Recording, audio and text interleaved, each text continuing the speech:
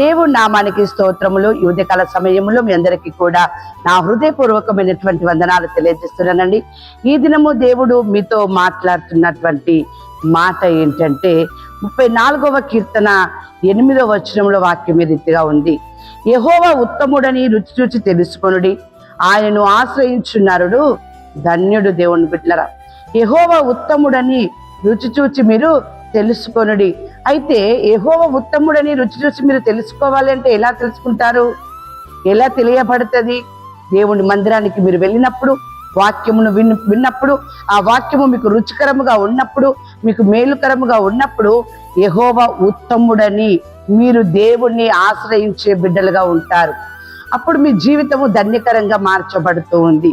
వాక్యం సెలవిస్తూ ఉంది కదా, 121వ కీర్తనలో, ఆ కొండల తట్టు నా కొండలు ఎత్తుచున్నాను, నాకు సహాయము ఎక్కడి నుండి వచ్చును? యెహోవా వలనే నాకు సహాయం కలుగును, ఆయన భూమి ఆకాశములను సృజించిన వాడు.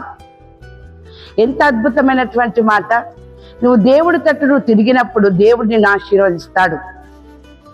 కొండల తట్టు నేను కనులెత్తుచున్నాను, నాకు సహాయము ఎక్కడి నుండి వచ్చును అని చెప్పి అంటున్నాడు. ఎక్కడి నుండి వస్తుంది నీకు సహాయము? దేవుడు ఉత్తముడని రుచి చూచి ఎరిగితివి కదా, యెహోవా వలన నీకు సహాయము కలుగుతూ ఉంది. దేవుని బిడ్డలారా, ఇట్టి సహాయం వలన నీవు నీ కుటుంబము ఆశీర్వదించబడుతూ ఉన్నారు. వాక్యం సెలవిస్తా ఉంది ఇక్కడ 34వ కీర్తన 5వ వచనంలో, వారు ఆయన తట్టు చూడగా వారికి వెలుగు కలిగెను, వారి ముఖములు ఎన్నడను లజ్జింపకపోయేను. ఎంత అద్భుతమైనటువంటి మాట!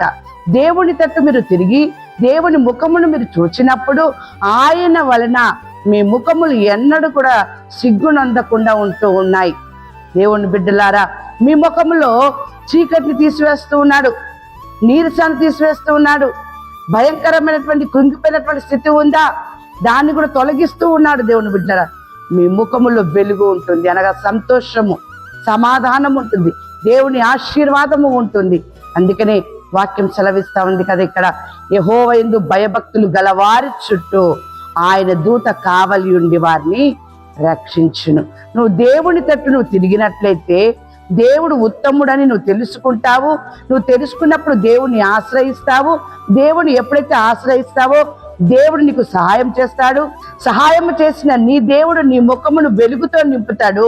నువ్వు ఎప్పుడు కూడా సిగ్గునందకుండా ఉంటావు. దేవుని బిడ్డలారా, ఆ రీతిగా దేవుడు నీకు సహాయం చేసి నిన్ను ఆశీర్వదించేవాడుగా ఉంటూ ఉన్నాడు.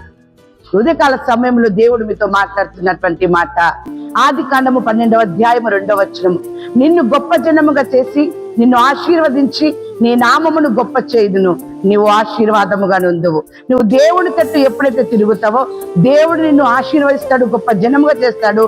నీవు అనేకులకి ఆశీర్వాదకరముగా ఉంటావు. కాబట్టి నీవు నీ కుటుంబము దేవుని సన్నిధానానికి వెళ్ళండి, దేవుడిచ్చే ఆశీర్వాదము నిండారుగా పొందుకుందురు గాక. ఆమేన్.